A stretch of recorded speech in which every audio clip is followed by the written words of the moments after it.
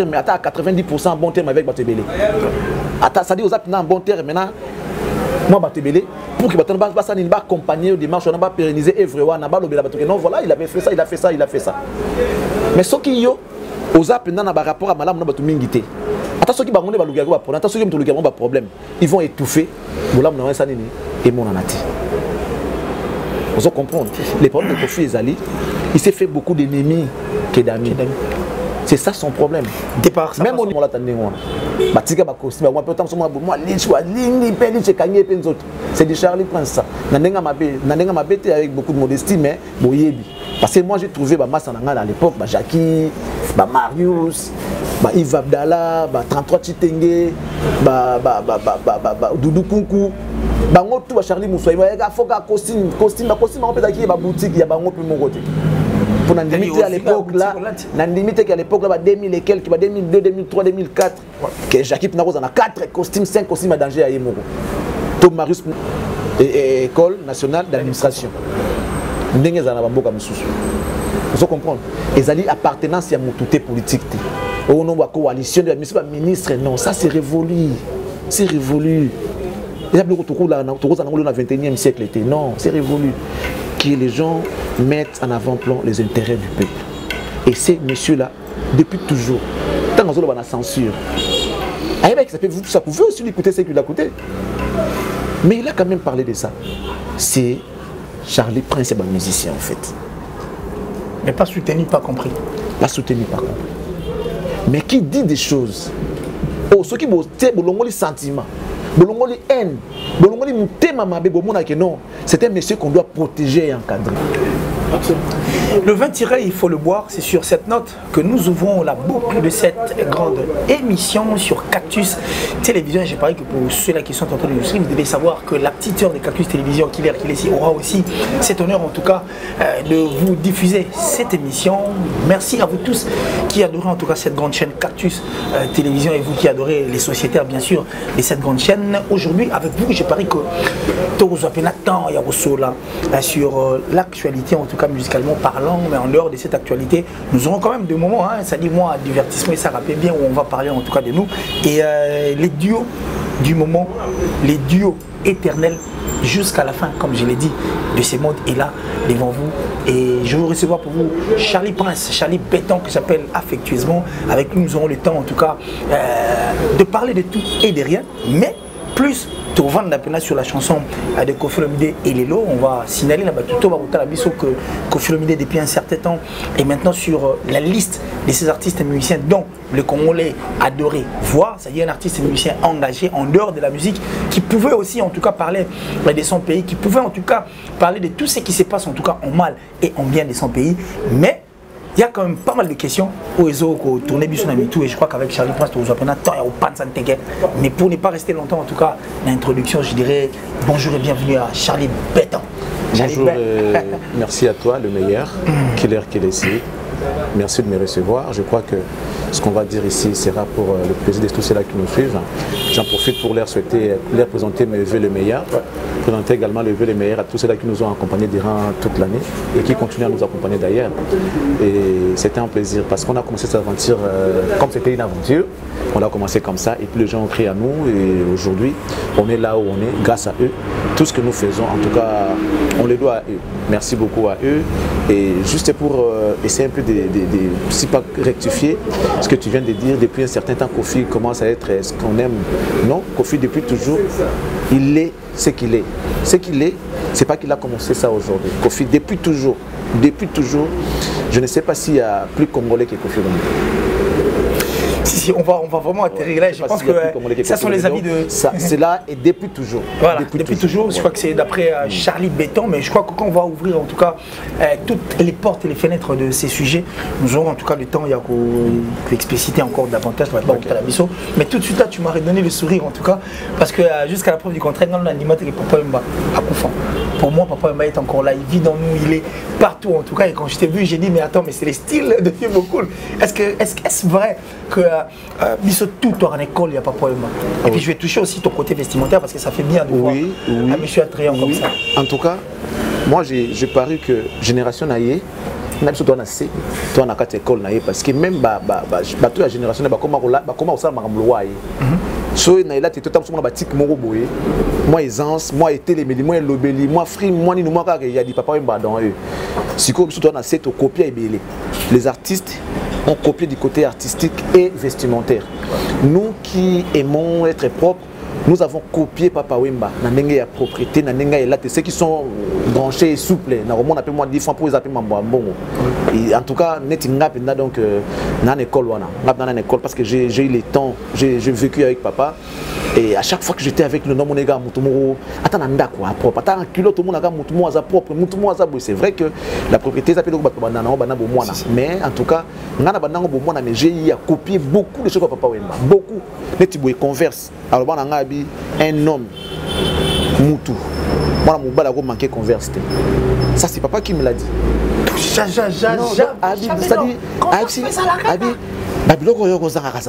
La converse. Et là on la converse là on muta zangate. Parce que yamba ta mbati tissé ko la attends on a kaké quoi. Attends là tu même costume de na beti boy. Mon gars, petit converse. Oui, là je suis en yoji. On va parler. Je veux que ça soit en yoji. Bon, j'aime pas. Non mais moi je le veux bien moi. Je le veux bien. Et la chemise aujourd'hui. Et la chemise ça c'est du yoji au fait. Ouais. C'est du yoji. Du papa chéri, du papa Wemba. Non non, c'est du papa Wemba. Du papa Wemba. Papa chéri ça ouais, il y a biso liboso pour y copier liboso. Ah OK. Donc il y a biso liboso, biso ce qu'on a dans Simba. Donc ça c'est l'école. Même ses amis ceux qui na banque qui papa Wemba mo gazala. Même dans la politique, Papa Wemba Zalara. La classe, surtout la société, tu verras qu'il y a toujours Papa Wemba Nakati. La journalisme, je suis des représentants. La musique, il y a Papa Chéri, il y a Célosgram, parce que lui déjà, depuis, il y a tout Kalouji. Petit, dans la Papa Wemba Nakati. C'est ça. JB, parce que lui, il a le moyen, il s'achète des vêtements. Il y a cher. Pour ça, il y a un peu bon. Parce que lui, et comment le rôle, comment Fodon, et comment le roi Marc Naé Yoji. Au monde. Donc, et puis il faut rappeler quand même que il faut pour Yeba. Pour copier, mais il faut pour Yeba. Sur Oyebité, ça va passer. Oyebité, ça passe. Mais pour Oyeba, il faut nous là-dedans. Tant qu'on loue, il faut l'appeler au classé. Il faut l'appeler au marié, au couleur. Ça peut être la maladie, il faut l'appeler au colis, mon lame. Voilà, mais parlons du côté journalistique en tout cas, donc en étant journaliste, est-ce que pour toi, pour un journaliste, extravagance? Bon, extravagance, oui. Je sais pas en quoi, mais net classique, à part peut-être qu'à chemise, les ans à moi, foulard, nango bâti, mais sur le ngoli foulard, dans la classique, ils ont costume classique, ils ont costume taille nanga, je suis en converse, n'habitez peut-être moi, boy, pour boy, n'est aïe. C'est lui papa, non, boy, non, moi mon nez à boyer, moi les nets, boy, c'est du papa. En tout cas, j'ai pensé beaucoup à mon père, en fait, je dis mon père parce qu'il fait notre papa, nous tous. Donc j'ai pensé beaucoup à papa cette nuit. Tout ça, c'était la période où la festivité. On était chez Gabé, c'était là-bas, na Kota Midema. Na papa, la période où il a un esprit de Boutou. Et puis, jour en haut, à la table. Ça la pécou tout clip. Attendez, un clip, moi, chaque mois, mon laïb, Tina Seboé, à la table, costume, je sais pas, avec t-shirt Nakati, à tes monières boyer, à tes lunettes à boyer, à la table, converse, n'a pas d'une moitié, ouais, donc, n'a écharpe. Na moni siko image on a bien rappelé on a la table lobby et on a la tibo. Alors et puis j'avais regardé rapidement dans concert moi à JB na poto boye à Betarapé boye. La Betarapé chemise mo ya boye pe costume ya ba carré net moi boursac boye ba boye ils alla rendre boye. Non Sénégal donc ça dit un petit conseil à tous mais Chadi ceux là qui font la chronique et ceux là qui sont journalistes en fait du journalisme tu conseilles qu'on peut aussi s'habiller excentriquement. Non, mais comment on l'a déjà bon. Moi, quand je suis arrivé avec ces looks, bon, pas ces looks ici, mais comment on l'a parce qu'avant, à l'époque, il faut qu'un costume classique, et puis à l'époque, il faut rappeler que les gars, peut-être les lotés, étaient sous un costume à boutique. Ok, dans la boutique, on a 48 et toi, on a 50. Il y a 48, tu as 4. Ce que mon aboué pour les quoi. Ce que mon a cravate, on est gaillard, ça faisait pas beau, en fait.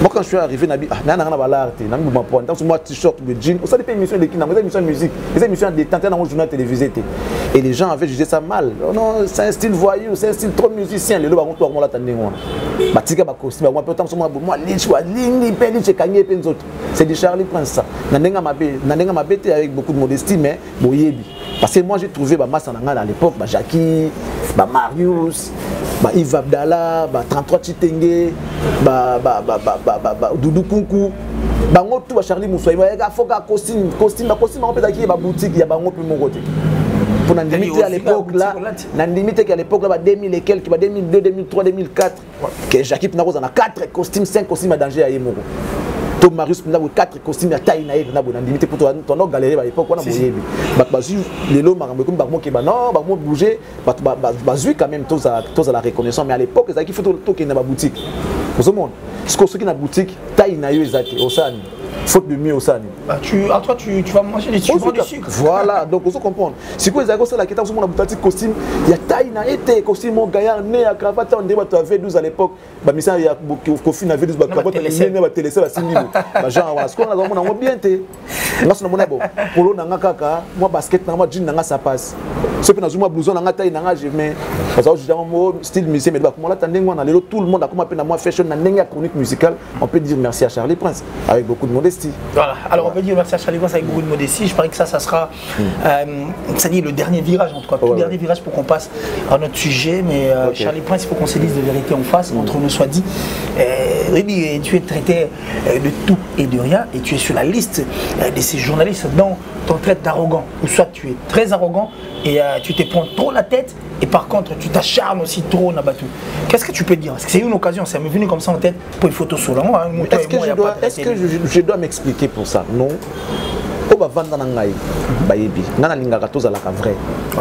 Vous êtes ma famille, est-ce que si les gens me taxent d'arrogant, est-ce que Killer est d'accord? Non.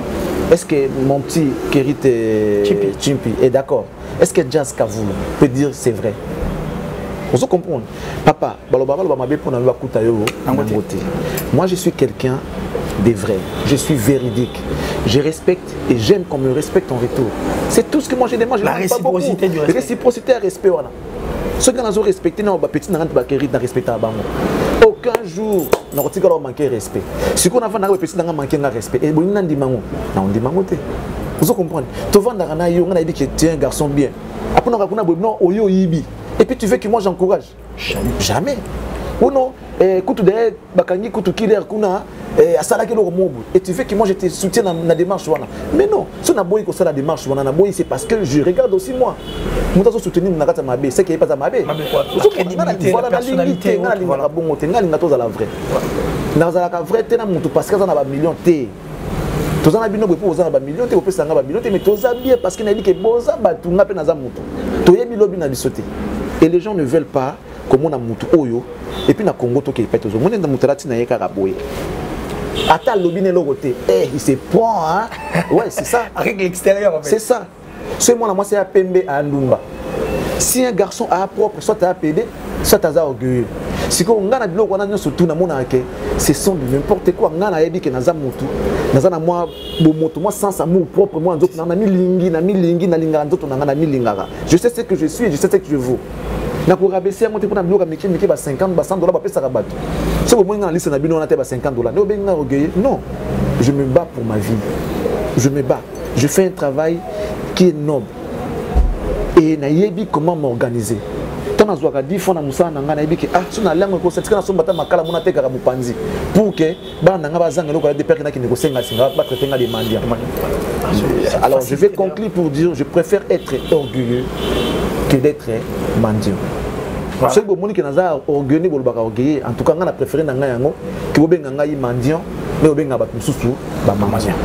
Voilà, je parie qu'il a été juste et net clair, surtout pour ceux qui l'ont écouté. Lui, c'était Charlie Prince, en tout cas, je l'ai affectueusement. Avec lui, ces derniers temps, nous allons signaler que le plus attendu, mais Mbablo, non.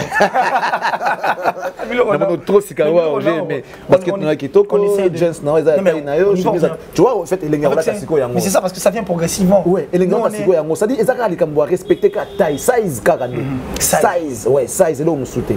Tant que tu as la taille, pourquoi c'est une beauté? Voilà, là je te trouve trop chic. Vraiment, ça vraiment chic. On dirait mon acouli. On avance progressivement. Oui, non, t'inquiète, c'est déjà bon. Ça vient donc, c'est bon. Donc, merci d'avoir été Tabiso, comme je l'ai dit. C'est les duos, en tout cas, éternels, les duos les plus attendus. Alors, Charlie Prince, je crois que toi, tu es l'un des généraux, alors ça dit des généraux, en général, qui se bat en tout cas pour notre culture, qui a toujours adoré la vérité, qui adore réorienter le personne. Et puis enfin que Maramé qui n'a tout droit, je pense que depuis un certain temps au fil de l'artiste et les rapides du bon, comme tu l'as dit tout à l'heure là au début de cette émission, que il n'y a pas plus congolais que Kofi Olomide. Non, il n'y a pas. Si, nous sommes très contents.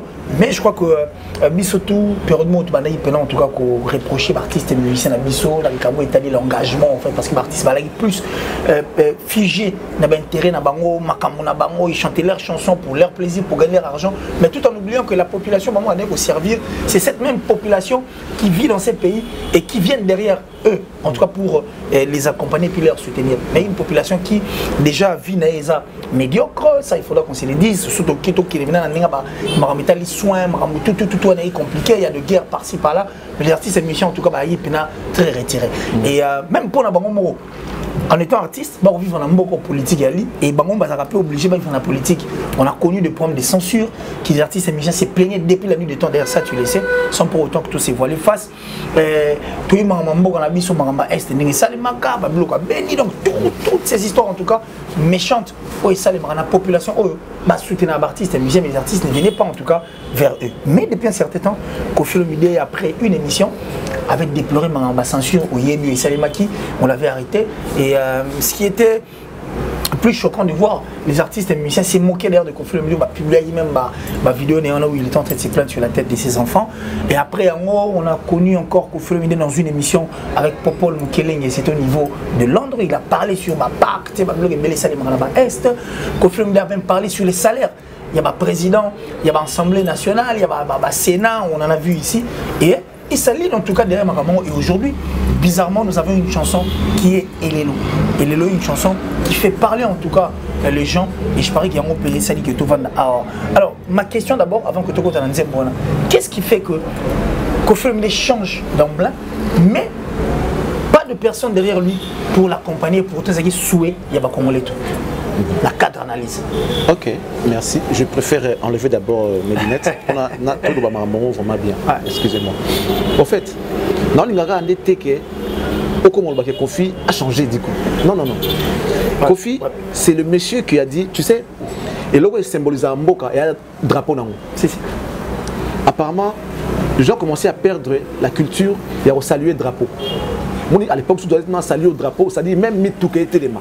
Et là, comme on est normal, même si on met un drapeau, les gars, dans l'une de ces chansons, le drapeau, c'est mata, mototu, téléma. C'est Kofi. Kofi a Yemba Congo. Voilà Congo. A Yemba Congo. Kofi, à côté là déjà, Congolais Kala, yon voit et sa valeur dans mon gamba pour Congo et Tongo. Vous comprenez? C'est-à-dire, les gens oublient vite. Moi, je l'ai dit aujourd'hui, il n'y a pas plus Congolais que Kofi Olomide. Non. Il n'y a pas plus Congolais que Kofi Olomide. Nga prom nangana Kofi zala kaka. Ayeba oyaza. Moi, je ne sais pas ça là. Alors ça m'a malamu. Mais ce qui est mon mutu. Alors, ça veut dire, pour que les gens reconnaissent la valeur de la Mounayo, tu dois être peut-être, bon, pas à 100% en bon terme, mais à 90% en bon terme avec Batebele. Ça dit aux apps en bon terme maintenant, moi Batebele, pour que Batebele va accompagner aux démarches, on va pérenniser Evrewa, non, voilà, il avait fait ça, il a fait ça, il a fait ça. Mais ce qui est aux apps dans un rapport à Malam, on a tout mingité. Attention qui va attention qui va problème, ils vont étouffer et mon anati. Vous comprenez? Les problèmes de Kofi Ezali, il s'est fait beaucoup d'ennemis que d'amis. C'est ça son problème. Même au niveau politique, il fait beaucoup d'ennemis. Au niveau de la culture, il a beaucoup d'ennemis. Au niveau de la presse, je peux me permettre de dire qu'il a aussi des ennemis. Et quand on attend que Mouto a soutenir la démarche à Koulaksabola, Mounaye et pas Bantou, du coup, qu'est-ce qu'il va faire? Il préfère ne pas en parler. Il sabote. Vous comprenez? Mais Netiboye, au moment où tu as mis Elelo, parce que tu as dit qu'on va arriver. Ouais, on va arriver. Par exemple, Morobo, Monake, et Belé, Baobeta Mokara.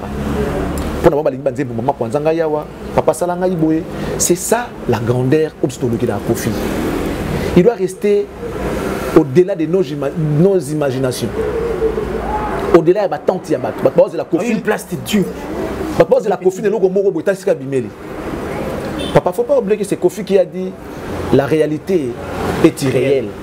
Paul Obayango, c'est pas en dormant et se réveillant un jour, il faut et puis il y a lecture et puis il y a documentaire ou c'est documentaire en fait. Pour le Belo Rwanda, papa il a dissertation. La réalité est irréelle. Comment tu peux dire ça? Comment bon la réalité est irréelle. Ça dit normalement après Nazo c'est contredire mais lui quand il a dit ça, il sait pourquoi il a dit ça. Et ça c'est toute une dissertation. Et c'est Kofi. Kofi Wana Ndipso Lukaka, Kofi Wana Amema Batu. Parce qu'il depuis toujours dit que c'est lui le guide. Alors on a guide. Et puis Msotoko Bate que à quoi ça? Azape guide. Mais si quoi? Azokum Baba na côté ni. Beaucoup la belle la kabir mo la kisinzela. Kokum Baba na bobungité. Ça dit peut-être que moi je parie parce que mon activité Kofi Olomide, mon Saranzela. Est-ce que Azokum na bobungi na Nanzela ou Sengela pour battre? Donc moi j'estime que plus congolais que Kofi, il n'y a pas. Kofi a passé à Komota va dire naï. Lorsqu'il a parlé de Kamere tout à l'heure à Mamba Kamere, lorsqu'il a fait des déclarations, non c'est un ingrat. Aliambonga Kamere, c'est un ingrat, c'est son ami, c'est un ingrat. On l'a traité d'ingrat. Mais moi j'ai vu un Congolais qui passe. Un million ici volatilisé. J'ai vu un Congolais qui passe à Mboka. Papa, normalement mon incinérateur ça coûte combien? Rien du tout. Mais il n'y en a presque pas. Exact. Presque était exact. Aspirateur. Tout ça comme un million de poche. Les gens manquent du courant. Tant sous bon ça pas dans sous 1 million à Pamba. Comme nous sommes victimes tout à l'heure là même. Vous comprenez voilà. Vous comprenez. Mais 250 millions tu as poche à battre. Même sur la base Sanangai. Même sur des konanga il y a des quoi na okapasi. Il y a des quoi na non mon cher non. Il y a des quoi. Il était le seul qui a eu ce courage à Olobango. Atalité et après. Parce que et après, dès que moi j'ai comme manipé lobby, à super grand poste, comme pour Konzamboka, ça peut retourner contre Kofi Olomide. Mais attends qui tourne à lobby ou à signaler qui a loba. Pour décentraliser ma Cambouana, pour libéraliser le secteur politique. Pas parce que et ce qu'on a la kakate pour me la ministre Namboka, il faut la dans mon parti politique. Non. Non. Pour me la directeur d'entreprise, il faut la appartenance politique. Non. Net Kofi par exemple, directeur cabinet chef de l'État. Oui, il est capable. Et c'est normal. Namboka ils ont organisé les Kakaranani et je crois. École nationale d'administration. Net na France, na pas tous à soko l'équipe naté, tu peux pas assumer des fonctions et amener Namboka et à l'État. L'administration publique au ça là, il faut les Canadiens. École nationale et école nationale d'administration. Ndenge za na Namboka mususu. Vous comprenez? Et zali appartenance à moutouté politique. Au nom de la coalition de la ministre, non, ça c'est révolu. C'est révolu. Il y a beaucoup de 21e siècle. Non, c'est révolu. Que les gens mettent en avant-plan les intérêts du peuple. Et ces messieurs-là, depuis toujours, tant qu'on a la censure, ça pouvait aussi l'écouter ce qu'il a écouté. Mais il a quand même parlé de ça. C'est Charlie Prince, un musicien en fait. Mais pas soutenu, pas compris. Pas soutenu, pas compris. Mais qui dit des choses. Oh, ceux qui ont des sentiments, des haine, non, c'est un monsieur qu'on doit protéger et encadrer. À cause de la source d'inspiration pour toute une jeunesse, pour tout un pays, pour toute une génération. Kofi a source d'inspiration, même il y a génération, de génération, même il y a Mboka, il y a pays qui avaient dit non, monsieur, venez. Consultation, Kofi me devient, monsieur, mettez-vous là-bas. Dis-nous dans le secteur, qu'est-ce que nous pouvons faire pour atteindre la lumière? À PCP, c'est un monsieur intelligent. Et il a les soucis de ces pays, il bien. Mais seulement, ma belle Moussoussou, ce que les Ipara, voilà. Voilà, ma belle Moussoussou, les Ipara, je crois que ça c'était, en tout cas, les dires de Charlie Prince, donc par rapport à sa façon de voir les choses, donc on l'a perçu. Et maintenant là, je crois qu'il faut tout le parce que la chanson et les lots. Non, laisse tomber. Laisse tomber. J'ai eu des larmes. Tout est bien fait. J'ai retrouvé enfin les Kofi. C'est vrai, je sais les gens vont dire que musique va aller s'arrêter. Oui. Mais par moment, on doit savoir que Kofi a aujourd'hui 40 ans de carrière. Dans 40 ans de carrière, le Congo lui a presque tout donné. Grâce seulement à Rosala Congolais. Il a bénéficié de notoriété, succès, soutien, nous surtout au Azuna vie. Et ça grâce à Congo. Le grand Mopao qu'il est là, c'est grâce à Mboko. 40 ans. 40 ans, moi, na Koli, à Tangi, à Sissi, à comme ça, là, tout ça, à comme ça, moi, je de loin retraite. Vous comprenez? On a âge de carrière, ya Kofi. Mais surtout, on a vie naïe, oh, tout à Komina, ou Azala, c'est grâce à Mboka au Congo. Congo est petit Kofi Nyonso. Kofi doit à cette république. Il est redevable à la RDC. Kofi. Là, je pense qu'on parle de Kofi, mais tous les artistes sont redevables. Alors, les locaux au Congo, c'est un Kofi. Alors, c'est la gara, Tombola lokolo, Kita lokolo, Mata lokolo. Non? Alors, c'est un Kofi Makamboy. Congo est la richesse. Il y a un nyonso. Mais pourquoi on a parlé la gara? Toujours ma bolongo, bazolé là. Banda qui colle, ti kan kokolo. Comment on a maluku, ti kan kokolo. Makolo. Et puis quand les langues ça va te makoloter. Ils avaient battu nyonso. Na mi tu connais soit makotozole là. Banda na bani na bo matina bolobo. Beni ti na basan kusu. Tala niveau. Il y a écomeli.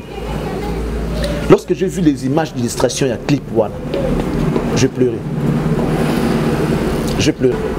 Il n'y a pas, je l'ai dit, il n'y a pas un enfant blanc au moins on a image voilà. Tu verras pas. L'homme noir est tellement méchant. L'homme noir est méchant. Au moins, on a situation dans la montée. Je te dis que tu vas en France, à Tokyo, dans fin fond, les plus pauvres, les plus démunis, au moins, la situation, il y a RDC, tu ne verras aucun enfant blanc dans la situation, il y a RDC. Et c'est qui nous révèle? C'est Kofi Olomide. C'est l'ascenseur. C'est au fait l'ascenseur que Kofi rend aujourd'hui à la République. La République lui a tout donné, papa. Quadra Koraman, c'est grâce à la RDC. Les grands Mopao, c'est grâce à la RDC. Boss des boss, Nini, tout ça, Songambeli a commis grâce à la RDC. Et il est temps que aujourd'hui, Kofi regarde ce que lui, à son tour, va donner à la République. À côté de la République, Songé à Banini, l'Axabiso Sima, Salabiso Bouité, à côté de la République. Parce que les gens vont dire que cette musique ne paye pas. C'est comme une chanson patriotique, non. Moi je pense que les Congolais ont battu. Ils ont motivé. Ils ont les lanaï longo. Je pense que il y a le roi Nzambe. Là où on cite son nom, il est là. Là où 2-3 sont réunis à son nom, il est là. Moi j'espère que les Congolais, proche na bango, ils vont tourner leurs yeux vers Kofi Olomide et ils feront de lui plus que ce qu'il est aujourd'hui. Moi je le dis aujourd'hui, retiens la date.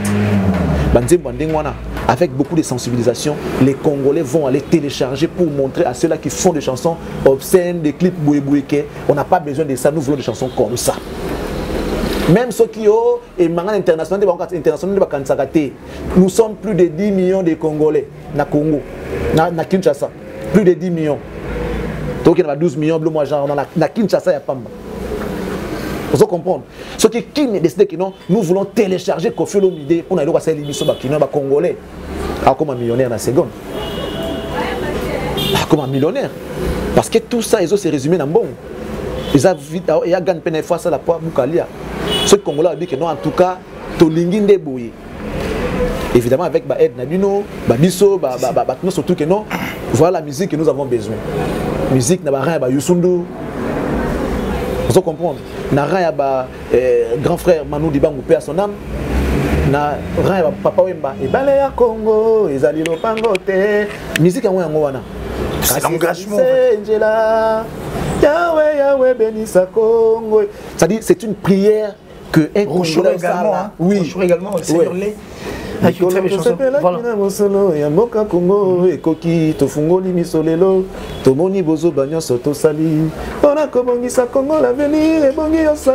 Tout ça, ça grandeur, ça dit ça maintenant c'est Koffi Olomide. Et avec un peu de sensibilisation, moi là je retrouve mon Koffi. En tout cas, Nathalie Clip, j'ai eu des larmes. Comme tu as s'inspirer bon Abinzambe, Totiki Lokoso, Totiki Mombongo na kombo na yo. Parce que na mbongo na tout le monde a pas ça mon bongo na kombo Nzambe pour arnaquer les gens. Tu as créé moi des gabons et moi benga église. Et ça ka s'aimer, pèse ko pèse melayo, s'aimer, repentance ba paye ba terre ba touté. Baba okima ils n'en ont pas besoin. Soit on peut tirer repentance. Israël a bundara guerre. Israël ba bunda guerre. Contre ma peuple, ma philipsien, ma nan, ma bunda penda. Des fois, peut-être des fois, on gagne, on se dit mais l'église, on nous décourage, on nous fait peur de faire la guerre avec ceux-là qui nous attaquent. Oh non, laissez Dieu agir. Comment ça, Dieu agir? Priez, prenez les armes et allez en guerre. Combattez les Rwandais. C'est ça, bongo. La guerre est banane à l'époque, il y a Bible, comme ça, vous allez rater. Même avant Jésus, je suis à Télémisara Moï. Mais bon, on est pour le peuple naïf bundé gagner guerre. Ils ont la guerre. Ils ont la guerre. Ils ont la guerre. David a bunda. Bakenda guerre, remporta la guerre. David a combattu Goliath. Ils ont la guerre. Peuple haut contre peuple haut. Ils ont la guerre. Mais comment l'église à Congo et banque Sarabisson de Kokufa? Pour l'année. Oh non, Kokufa, on dirait comme le monde est tabou. Ça dit que c'est naturel. Non, c'est naturel. Papa, mais il faut que tu aies un fond pour combattre les gens qui sont en sida, il y a qui nous faire comme le djihadiste. Voilà. Pour une bonne cause, tu iras tout droit au paradis. Parce que seule voie au monde en Zambie, mais au Koufi pour la cause ni. Yo qui n'ont ça qui battait à quoi repentance té. Tant on me dit pourquoi on a qu'une dumba dans la boîte. Dimanche au PC, on va passer avec tout le mabok. Sois béni.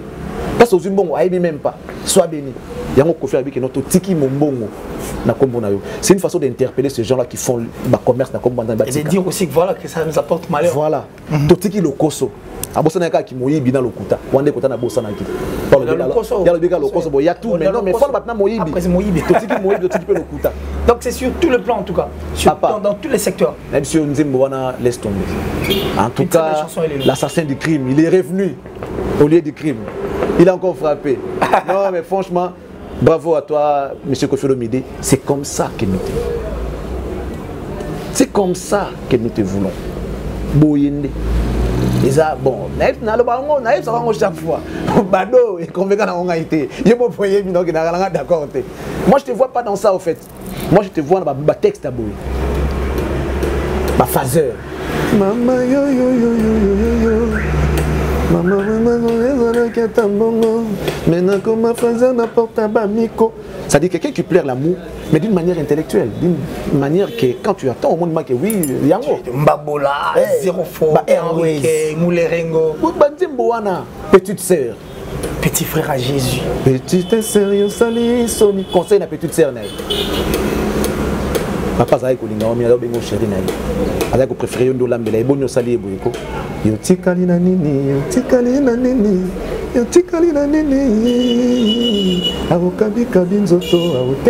C'est ça.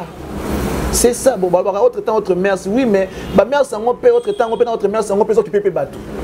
Et qui peut battre, papa. En tout cas, je ne vois pas que le lot se fait comme dans Pierre, soit ouais, ouais, nous boule la ouais, ouais. Autre temps, autre mère, c'est trop n'attend ouais, ouais. Bon, le gros en Pierre, soit ouais, parce que nous boule la nzap aux Pierre. Et si mbaté, alors Lucas moyen mon sous mais c'est quoi la musique qui paye, il faut peut-être dans la nengwana, qui va bilom sous type na qui na grand-mère nanga. Je ne peux pas me rabaisser dans mon robot. Imagine que bon, tout ça là un exemple simple. L'internet, les émissions les plus suivies, les émissions animées. Les vidéos les plus suivies, il y a des vidéos animées. Il y a Mitaka là. Pourquoi toi tu ne le fais pas? Je ne veux même pas m'aligner dans ça. Donc... Parce que tu te regardes d'abord toi. Nous avons quelque chose à préserver. Et c'est quoi? C'est la dignité. C'est la dignité, papa. Oui, mais après, qu'est-ce que tu es devenu? Au monde, il y a un kofi qui est succès, oui. Oui, à ma bête. Oui, à ma bête, mais avec quoi? Avec quoi? Bado, tout ça. Banabayo kakate. Oui, mais style ango. Nemakambango. Ermongo. Donc, c'est pour dire que. Pour dire aussi que pour être à jour, et ça nécessairement tes motos à salarié marron, tu peux être à jour autrement. Bien sûr. Et là, on le voit la Bible. Et ça, ce beau temps, il y a autant les Saintes Écritures. Les alliés. Les alliés, tu les lots. Un livre à succès. Moïse, il a dit commandement. Chapitre, tout ça. Si on constitue la Bible, les lots. Vous comprenez? Mais les alliés, il a dit qui vient de publier